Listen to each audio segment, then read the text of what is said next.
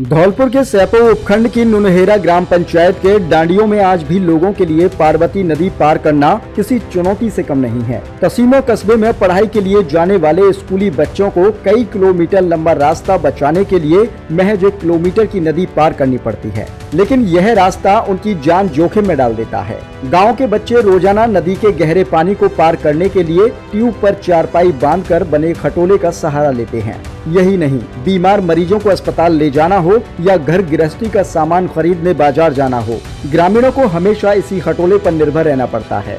बरसों से आरी, मड़ैया, भूरा का पुरा, बघेलों का पुरा, मेहंद का अड्डा और पंछी का पुरा जैसे गांव के लोग इसी तरह नदी पार करते आ रहे हैं। ग्रामीण मंगल सिंह, हरिओम, मोहन सिंह, चरण सिंह, शशि कपूर, मुन्नी लाल, राम खिलाड़ी, भूरी सिंह, कमल सिंह और राकेश ने बताया कि कई बार नदी पर पुल या रपट बनाने की मांग पंचायत और प्रशासन से की गई, लेकिन अब तक सिर्फ झूठे आश्वासन ही मिले हैं। ग्रामीणों ने बताया कि नदी पार करने के बाद खटोले को पेड़ से लोहे की सांकल और ताले से बांध देते हैं ताकि कोई दूसरा उसका इस्तेमाल न कर सके। कई परिवारों ने अपने अपने खटोले बना रखे हैं क्योंकि साल भर बाजार जाने और बीमार होने पर नदी पार करना उनकी मजबूरी बन गई है।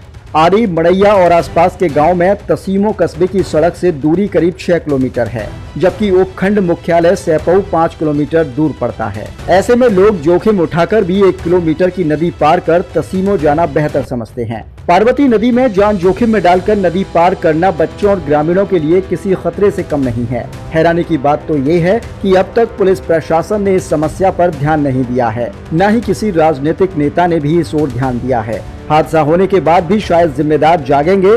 तहसीलदार नाहर सिंह ने बताया कि ग्रामीण और बच्चों को नदी से रास्ता क्रॉस करने की रोक लगाई जाएगी। इस मामले की जांच भी कराई जाएगी। ग्रामीणों ने प्रशासन से मांग की है कि जल्द से जल्द नदी पर रपट और पुल का निर्माण करा दिया जाए ताकि बच्चों की पढ़ाई और ग्रामीणों की आवाजाही सुरक्षित हो सके।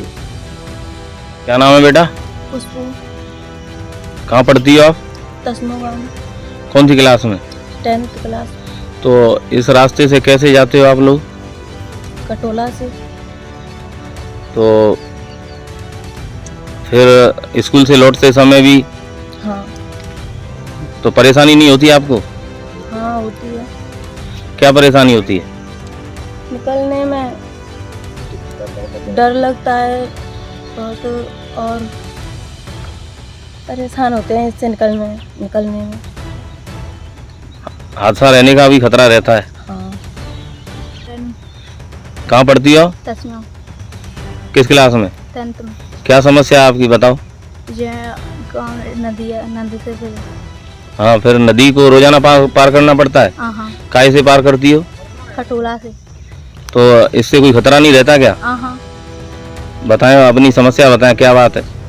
इतने और गिरते आने में परेशानी होती है। कोई भी खटोला भी डूब जाता है। परेशान रहते हैं नदी से। पहले भी हादसे हुए हैं क्या? हाँ। फिर आप क्या चाहती हो? हम चाहते हैं कि नदी पार पुलिया बन जाए।